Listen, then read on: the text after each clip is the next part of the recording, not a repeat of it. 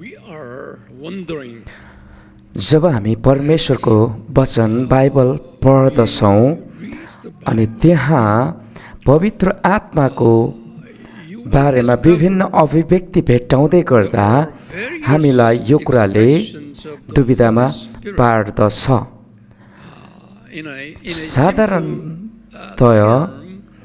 साधारण शब्दमा हामी परमेश्वरको आत्मा भन्दछौँ पवित्र आत्मालाई। तर जसै हामी पुरा बाइबल अध्ययन गर्दछौँ हामी धेरै दुविधामा पर्नेछौँ, किनभने पवित्र आत्माको बारेमा विभिन्न अभिव्यक्ति हामी त्यहाँ पाउँदछौँ। यहाँ मैले केही पवित्र आत्माको नामहरू यहाँनिर लेखिएको छु, जहाँ पवित्र आत्मा कहिलेकाहीँ येशूसँग सम्बन्ध राखेको हामी पाउँदछौँ, कहिलेकाहीँ पवित्र आत्मा परमेश्वरको आत्मासँग सम्बन्ध राखेको हामी पाउँदछौँ। अनि प्राय गरिकन पवित्र आत्मा आफैमा रहनुभएको हामी पाउँदछौँ। हामीले धेरै जसो गरिकन बुझेको कुरा यही हो कि पवित्र आत्मा चाहिँ परमेश्वर र पुत्र येशू ख्रिस्टबाट अलग हुनुहुन्छ अनि अलग व्यक्ति हुनुहुन्छ भनिकन हामीले त्रिएक परमेश्वरको सिद्धान्तमा हामीले सिकिरहेका छौँ।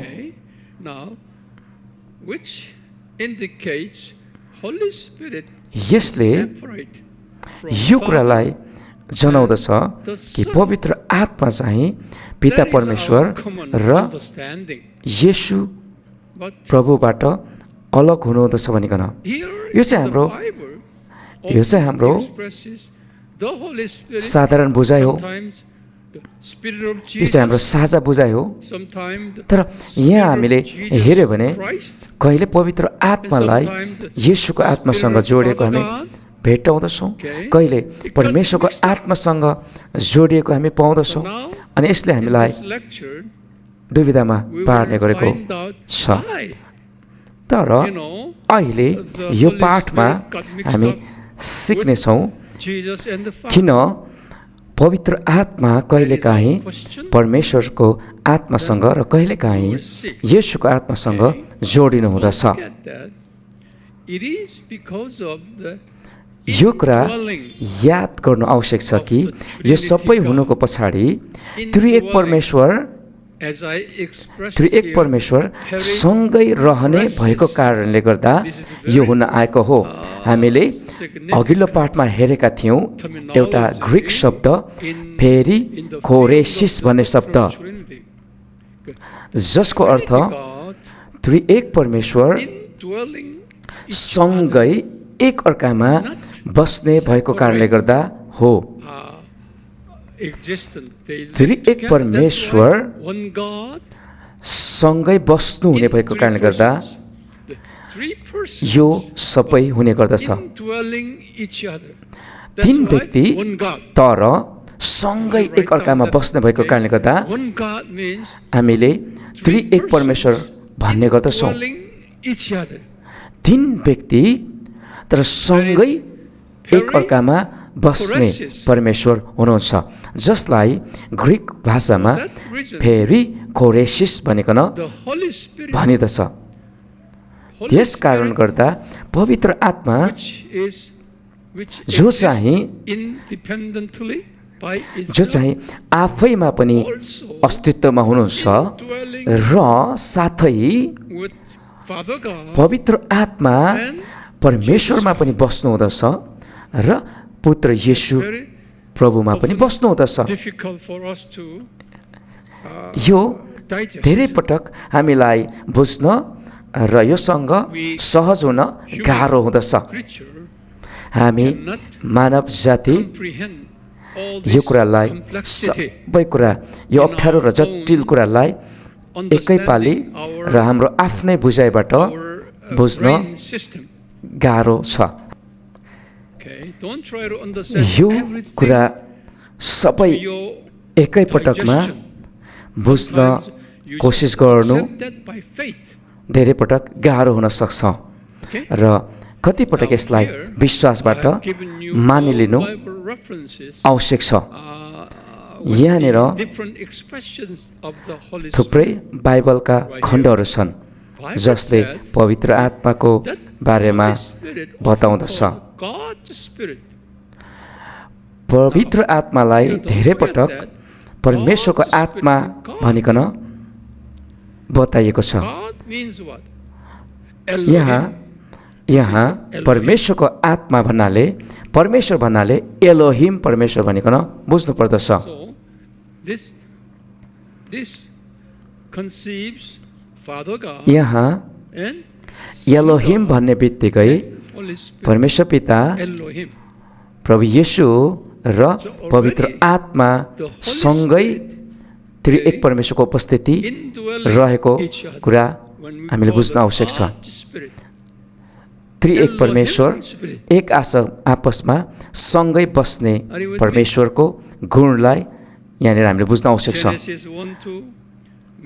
उत्पत्ति 1:2, मत्ती 3:16, रोमीको पुस्तक 8:9, रोमी 8:14, रोमी 15:19, पहिलो कोरिन्थी 2:11 र 14 पद, पहिलो कोरिन्थी 3:16 पदमा परमेश्वरको आत्मा भनिकन हामी पाउँदछौँ। पहिलो कोरिन्थी 3:16 ले बताउँदछ तिमी परमेश्वरका मन्दिर हौ भनिकन। परमेश्वरको मन्दिर। अनि पवित्र आत्मा भन्ने चाहिँ हामी सबैको लागि सरल कुरा हो। यहाँनिर द होली स्पिरिट भनेको छ। जसै होली स्पिरिटको अगाडि द भन्ने आर्टिकल लगाएको छ, यसले चाहिँ एक मात्र पवित्र आत्मालाई जनाउँदछ। हाम्रो नेपाली भाषामा यस्तो खालको अभिव्यक्ति नभए पनि अङ्ग्रेजीमा यो तरिका छ। जसै अगाडि द राखिदछ त्यसले चाहिँ एक मात्रै कुरालाई जनाउँदछ। पवित्र आत्मा भन्ने कुरा यशायाको पुस्तकमा 63:11 मा हामी पाउँदछौँ। रोमी 8:10 मा, प्रेरित 1:8 मा, 16:6 मा हामी त्यो कुरा पाउँदछौँ। प्रेरित 1:8 ले भन्दछ तिमीले पवित्र आत्मा पाउनेछौ र तिमीले शक्ति पाउनेछौ अनि तिमी येशू ख्रीष्टको गवाही बन्नेछौ। यरुशलेम हुँदै पृथ्वीको अन्तिम छेउसम्म तिमी गवाही बन्नेछौ भनिकन यो पदले बताउँदछ। त्यसै गरिकन पिताको आत्मा भनेको पनि हामी पाउँदछौँ मत्ती 10:20 मा र रोमी 8:11 मा। मत्तीको पुस्तकमा प्रभु येशूले भन्नुभयो, रोमीको पुस्तकमा पावलले भन्नुभयो। कति व्यक्तिहरूले यो प्रश्न गर्न सक्छन्, पवित्र आत्मा किन परमेश्वरको आत्मा हुनुभयो? पवित्र आत्मालाई किन परमेश्वरको आत्मा भनिकन लेखिएको छ? अनि त्यो प्रश्नमा तपाईँ अनि मैले यहाँनिर फेरि कोरेसिस भन्ने कुरालाई बुझाउनुपर्छ कि परमेश्वर सँगै एक आपसमा बस्नुहुने कुरालाई। त्यसै गरिकन येशूको आत्मा भनिकन येशूको आत्मा भनिकन प्रेरितको पुस्तक 16:7 मा लेखिएको छ। प्रेरित 16:7 बताउँदछ येशूको आत्मा। अनि पुत्रको आत्मा भनिकन गलातीको पुस्तक 4:6 मा पावलले बताएका छन्। त्यसै गरिकन येशूको ख्रीष्टको आत्मा भनेकन रोमी 8:9 र पहिलो पत्रुस 1:11 मा भएको हामी बताउँदछौँ। ख्रीष्टको आत्मा भनिकन पनि पवित्र आत्मालाई बताएको कुरा हामी पाउँदछौँ। Okay. The Spirit also is a capital letter S. यहाँ स्पिरिट स्पिरिट Article. अङ्ग्रेजीमा The Spirit of यस चाहिँ क्यापिटल र क्राइस्टको Paul says सी in पनि Romans 8:9, क्यापिटल हामीले Peter says, प्रयोग Spirit गर्नुपर्दछ। of 11. अनि And also, Yeshu ख्रिस्टको Spirit of Jesus आत्मा Christ. Yeshu ख्रिस्टको Paul says in आत्मा भनेकन Philippians 1:19, Philippi 1:19 Spirit of Jesus Christ. फिलिप्पी 1:19 हामी त्यो कुरा पाउँदछौँ। And also, the Spirit of the Lord. त्यसै गरिकन See, Lord. परम प्रभुको आत्मा In the भन्ने Old कुरा हामीले Testament, original, the Lord, पाउँदछौँ। we will study later. पुरानो करारमा Lord is what? परम प्रभु भन्नाले It's Yahweh. यहोवे परमेश्वरलाई जनाउँदछ। Yahweh अर्थात् यहोवेलाई translated into the Lord. उल्था गर्दै गर्दा Okay. Original परम word प्रभु is Yahweh. भनिकन उल्था गरेको छ। Okay. The Bible translator translated the मूल Yahweh शब्द into यहोवे the Lord यहोवा हो, with the definite यहोवे परमेश्वर अथवा यहोवा परमेश्वर, अनि capital letter L. त्यसलाई Yahweh उल्था गर्दा also परम प्रभु भन्ने other Old राखियो, Testament बनाइयो। Jehovah. अनि यो यहोवा यहवे परमेश्वर भन्ने यहवे शब्दलाई पुरानो करारमा यहोवा पनि चलाएको हामी पाउँदछौँ। Okay. So Yahweh Yahweh equals to Jehovah. भन्नु र In the Old Testament, यहोवा भन्नु एउटै कुरा हो। पुरानो करारमा Yahweh and Jehovah, they are the equal. र Same पुरानो करारको यहोवा र यहवे Bible एउटै भए translated जस्तै later translated into पछिबाट the Lord. जस्तै बाइबल विभिन्न भाषामा उल्था गरियो, अनि त्यही यहवे र यहोवा भन्ने शब्दलाई परम प्रभु भनिकन उल्था गरियो। कतिपटक परम प्रभुलाई सर्वशक्तिमान भन्ने शब्द पनि चलाएको हामी पाउँदछौँ। The Almighty. यो चाहिँ Bible Depends on, अनुवादमा you know, भर पर्दछ। the Bible Bible version. संस्करणमा भर पर्दछ। Let me repeat again. सर्वशक्तिमान प्रभु Original खास यसको God's name is Yahweh. सही नाम चाहिँ याहवे हो। Also, later that Yahweh translated into Jehovah. त्यही याहवे शब्द अनि यहोवा भन्ने शब्दमा Because अनुवाद गरियो, Israelites उल्था could not गरियो। call upon किन the भन्दा name of इस्राएलीहरूले in verbally Yahweh नाउँ because of उनीहरूले Ten मुखले Commandments. उच्चारण गर्न The सक्ने third थिएनन्। commandment calls do not misuse the 10 आज्ञामा परमेश्वरको name of वचनले your God. भन्दछ, तिमीले आफ्नो परम प्रभु परमेश्वरको नाउँ सित्तैमा नलिनु भनिकन। Because of that commandment, त्यो आज्ञाको कारणले गर्दा express इस्राएलीहरूले the Yahweh, यो याहवे भन्ने नाम परमेश्वरको नामलाई उनीहरूले unholy, उच्चारण गर्न violating. सकेनन् र उनीहरूले गर्दैन थिए। Okay?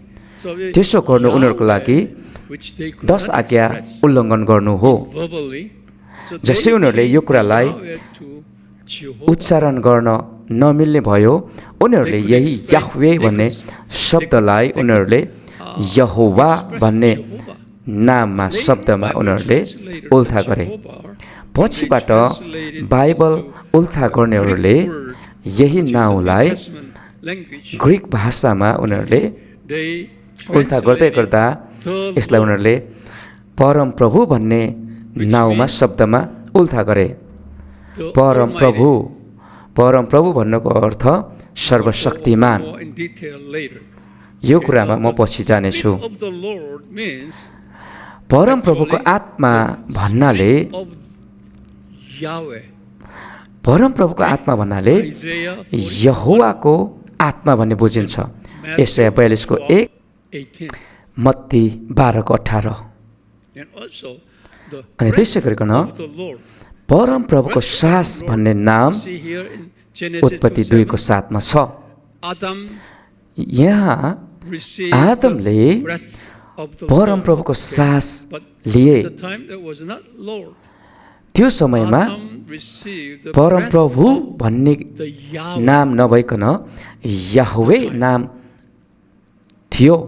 But in original मूल text, संस्करणमा Yahweh. But मूल it was अनुवादमा translated into Yahweh थियो, your English तर Bible. पछिबाट अङ्ग्रेजीमा उल्था गर्दै गर्दाखेरि परमप्रभु भन्ने Therefore, the breath of उल्था the गरियो। Lord, breath of Yahweh, यसकारण breath of Lord याहवेको सास, याहवे परमेश्वरको सास embodied by Elohim. भन्ने नाम हामीले उत्पत्ति 2 को 7 मा पाउँदछौँ।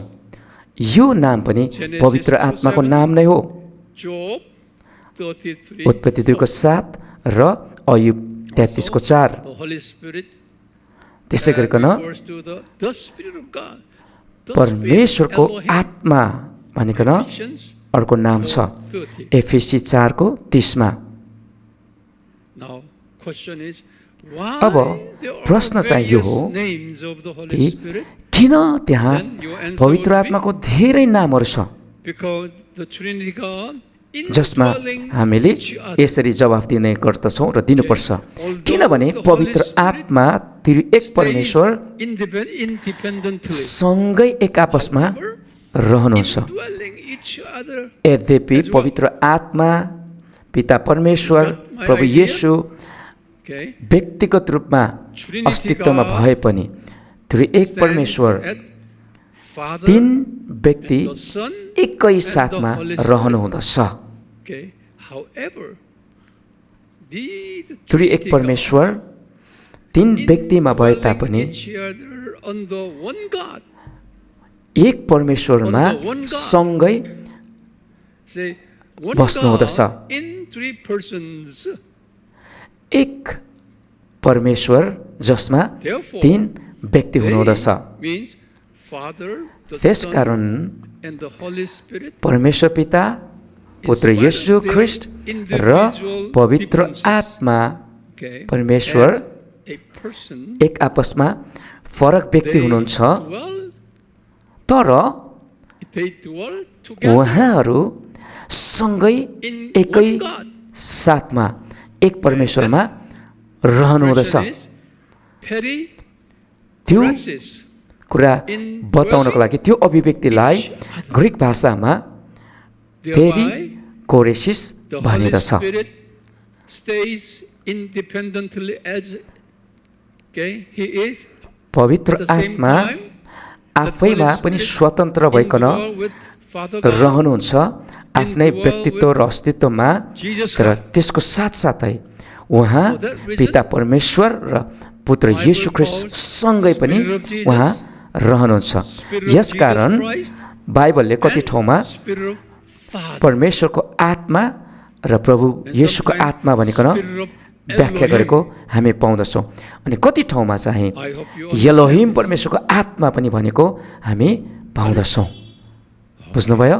Great. Thank you for your understanding.